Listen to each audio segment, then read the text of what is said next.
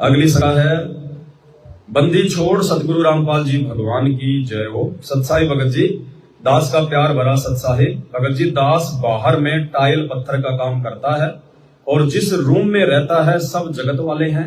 भक्ति बिल्कुल नहीं हो पा रही है क्योंकि हार्ड वर्किंग भी है और शाम को भोजन करने के बाद तुरंत ही नींद आ जाती है। भक्ति बिल्कुल नहीं हो पा रही है। दास सोचता है कि घर आकर छोटा मोटा जीवन यापन के लिए काम धंधा यानी बिजनेस करें, जिससे परमात्मा जी का तीनों टाइम की आरती और परमात्मा की महिमा सुनने को अधिक समय मिले। दास का यही शंका है भगत जी। और अपने घर में मैं अकेला भगत हूं, मेरे माता और पिता भी नहीं है। मैं 6 महीने का था तभी उनका निधन हो गया था। भैया और भाभी हैं जो भक्ति में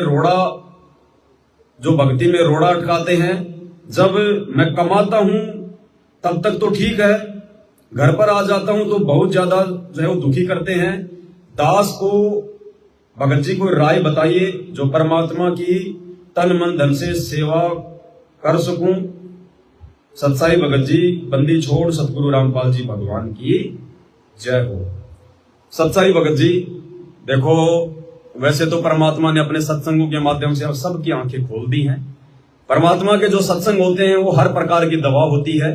ठीक है भाई, जब वो परिस्थिति हमारे सामने प्रकट होती है उस समय हमें गुरु जी के सत्संग याद आते हैं, वरना हमारे कानों के ऊपर से निकल जाते हैं। तो परमात्मा के जो सत्संग वो हर प्रकार के रोग की दवा है।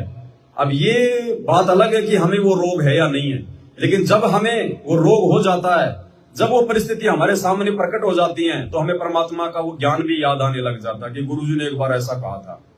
तो इसी प्रकार भगत जी, परमात्मा ने अपने सत्संग में बताया कि हमारा जो साथी है, असली जो साथी है, वो केवल ये गुरु है, भगवान है, सतगुरु रामपाल जी है। केवल वही हमारा असली जो है मतलब साथी है, यहां भी और यहां से शरीर छूटने के बाद भी। रामपाल मेरा हरदम साथी, गुरु रामपाल मेरा हरदम साथी, रह शब्द रूप में साथ। तो परमात्मा हमारा असली साथी है। बाकी परमात्मा ने बताया कि मतलब के बिना कोई नहीं प्यारा, स्वार्थ के बिना कोई नहीं प्यारा।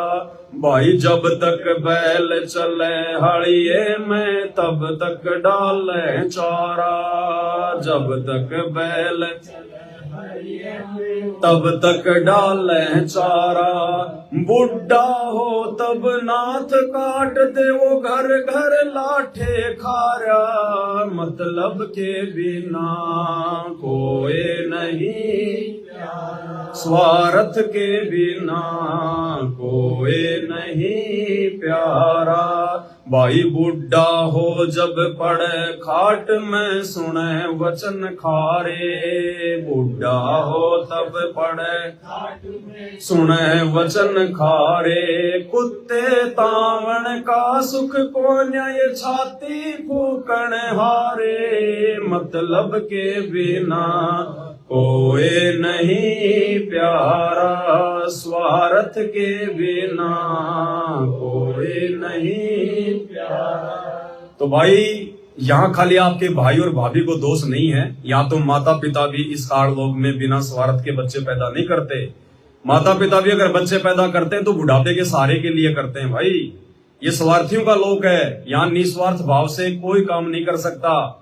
निस्वार्थ भाव से यदि कोई परमार्थ के लिए सेवा यदि कोई कर सकता है तो केवल वो परमपिता परमात्मा सतगुरु रामपाल जी भगवान या उनके ज्ञान को समझने के बाद में उनके भगत है, और कोई भी निस्वार्थ भाव से सेवा यहाँ पे नहीं कर सकता। तो दोष अकेला आपके झुमल की भैया भाभी को नहीं है, इस 21 ब्रह्मांड का यही रोड़ा है। तो भाई सबसे अच्छी बात है आप जी अपने घर रह के अपना काम करो। देखो वहां की समस्या इतनी समस्या नहीं है। आपके कमरे में मान लीजिए आपके साथ में 2 लोग और रहते हैं, 3 लोग और रहते हैं, तो कोई दिक्कत नहीं भगत जी। 24 घंटे तो आपके साथ में रहेंगे नहीं हो, आप अपना काम भी करने जाओगे, रात को वो भी सोएंगे, आप भी सोओगे, हैं, कोई दिक्कत नहीं है। आप अपना अलग जो है बल्कि आपका जो है वो होगा सिस्टम, उनका सिस्टम अपना जो है अलग होगा, कोई दिक्कत नहीं है। आप अपने गुरु जी को आप 3 समय की अपनी आरती करो। आरती आप अपने कमरे पे कर सकते हो, बाहर घूमते घूमते भी आप कर सकते हो, अपने काम पे कर सकते हो, आते जाते आप कर सकते हो। मंत्र परमात्मा ने ऐसे दे रखे हैं, कहीं बैठ के करने की जरूरत नहीं है। समय है तो बैठ के कर लो, नहीं तो खाते पीते उठते बैठते कर लो। नाम उठत नाम बैठत नाम सोवत जागवे, नाम खाते नाम पीते नाम सेती लागवे। तो भैया भाभी यदि आपको दुखी करते हैं, परेशान करते हैं, तो भगत जी उनसे बहुत अच्छा है आप जी कहीं भी अपनी मेहनत मजदूरी कर दो। आप तो मतलब राज मिस्त्री हैं, टाइल्स वगैरह का काम करते हैं, खूब डिमांड है। 1800 रुपए आसानी से एक राज मिस्त्री सारा दिन में कमाता है। तो भगत जी कोई दिक्कत नहीं है, आप कहीं भी अपना काम धंधा करो, चाहे महीने में 20 दिन करो, 15 दिन करो। आपके तो ना बेटा बेटी, ना पत्नी, ना माँ बाप, ना किसी को देना, ना किसी का लेना, ना किसी का भात, ना किसी का छूचक, कोई टेंशन नहीं है। महीने में 20 दिन भी कमाओगे तो भी आपका गुजारा तो आराम से चलेगा। परमात्मा की भक्ति करो। बाकी आपके जो रूम में रहते हैं उनकी वजह से आपकी भक्ति कोई बर्बाद नहीं होगी। परमात्मा कहते हैं कबीरा तेरी झोपड़ी और गलकटियन के पास, जो करेगा सो भरेगा तू क्यों भया उदास। हमने उनकी बातों में नहीं आना, हमने उनकी पाखंड पूजा में सहयोग नहीं करना, हमने अपनी मर्यादाओं में चलना है बस।